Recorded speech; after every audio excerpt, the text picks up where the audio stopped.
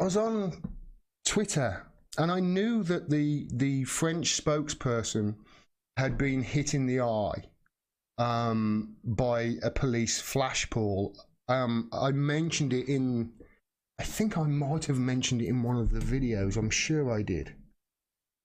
So Susie Dawson tweeted this out. This is the moment of the unprovoked attack in which the protest leader in France was shot in the eye and blinded by riot police yesterday. Blinded in one eye. He lost his eye. Footage from the victim's own live stream as it happened. So this is the lead up to it happening.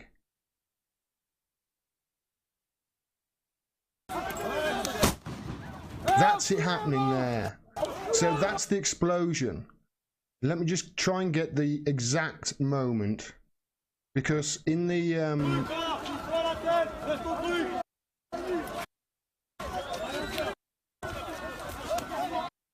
so there's the police there lining up, and you can see he's just standing there filming. It's not really doing anything. And then see, that's it. It comes over, and that's the flash. That's the moment the guy lost his fucking eye.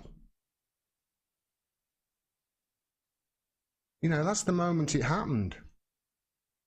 They've got to cover this, haven't they? They've got to cover this.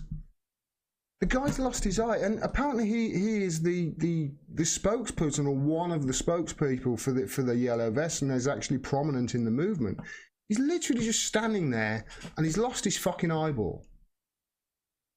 You know, and is it any wonder that these police and the police around, police in the Western countries, police in France and the UK, and you know, and in America especially, are getting their training from the IDF in Israel with these sort of tactics?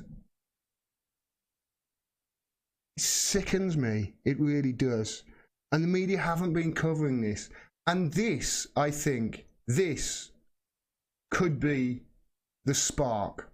Because I've been looking back in history, and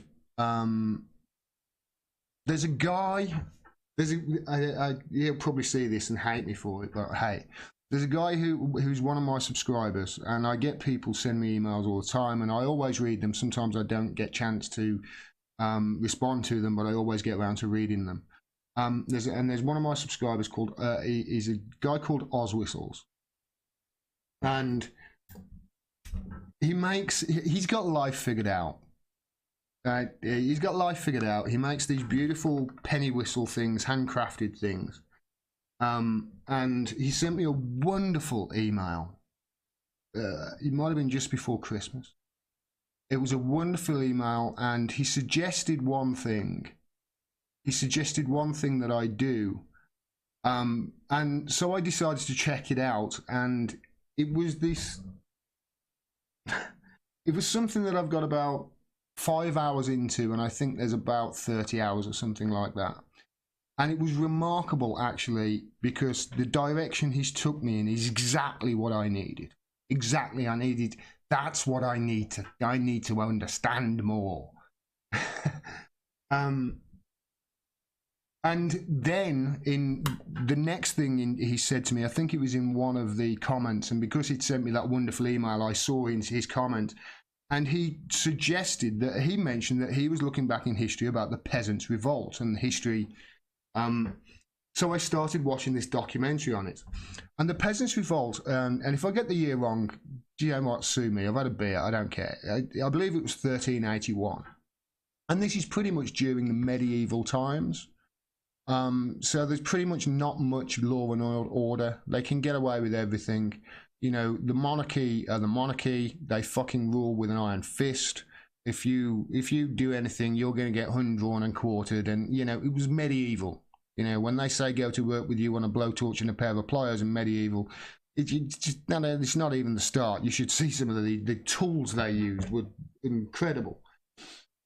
But they essentially, how the Peasants' Revolt started, and it's called the Peasants' Revolt, but it really shouldn't be, because calling it the Peasants' Revolt is not giving it justice, because peasants to us means, well, it's peasants, people who are poor. Back then, people who were peasants were basically anybody who were not in I think, full-time service to the crown. So bakers were peasants, you know, bakers and blacksmiths and, you know, tradesmen and all that sort of thing. It wasn't just poor people who had no money. It was, you know, people who had trade. It was tradespeople. And King Richard, who was a boy child at that time, had all these ridiculous people around him who were just raping the wealth of all these people. And essentially what they did was create a poll tax. That's what it was. It was a poll tax. And they went around and started collecting it from all the little villages. They were just little villages back then, and little villages and towns. And I've forgotten what they were called now. They were like the tax collectors, if you like. And they paid it. The peasants paid it for quite some time. It didn't actually become a revolt until one of these tax collectors actually went a step too far in his being the brute and reached his hand up a young girl's skirt and grabbed her vagina. And I believe the father at the time was a baker. Now, if I get any of the things wrong here, don't blame me. Blame the fact I've had a beer, and this was weeks ago that I saw it. But it's a documentary. It's on YouTube. You can go and watch it. It's called The 1381 Peasants' Revolt. It's narrated by Tony Robinson, who was Blackadder, who was in Blackadder, Baldric. I have a cunning plan. That guy. And it's a two-part series, and it's excellent. It really is. But the thing is, the thing that started the Peasants' Revolt, which ended in disaster, by the way, spoiler alert, they went too far. Watch it, it's fantastic.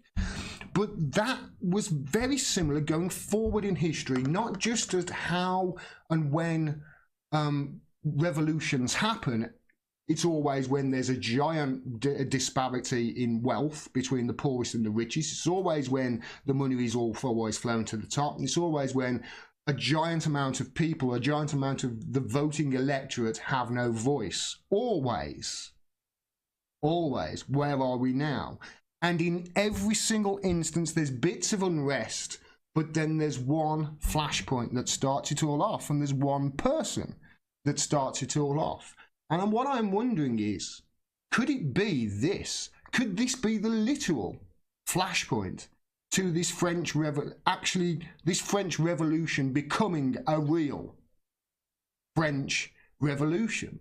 Which is why I'm sitting here having a beer and thinking, hey, maybe it could. Maybe this could be the flashpoint. Maybe this could be, you know, the incident similar to, I think it was that baker's daughter in 1381 that sparked the Peasants' Revolt.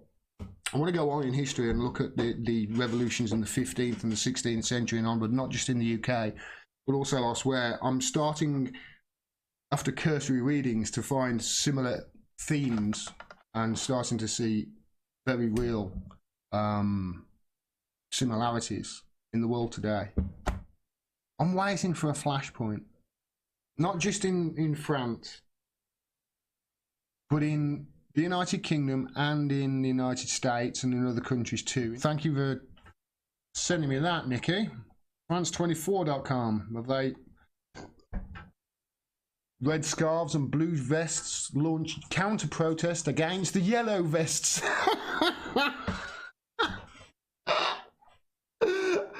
Oh God, please tell me this isn't a bunch of fucking stupid liberals.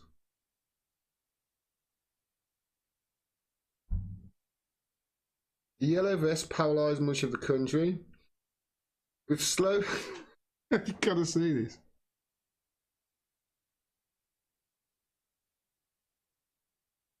It's France 24. Red scarves and blue vests launch counter-protest against the yellow vests. Thanks for sending that, Nikki.